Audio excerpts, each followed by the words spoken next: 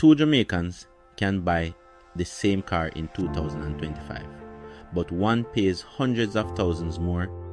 What the hell are you talking about? Just because of the loan they chose.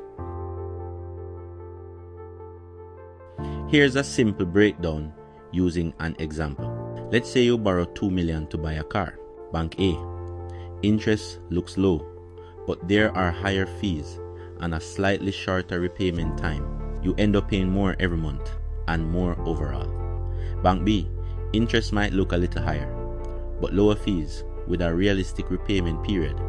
You end up paying less over time, even with a slightly higher rate. Here's the trick.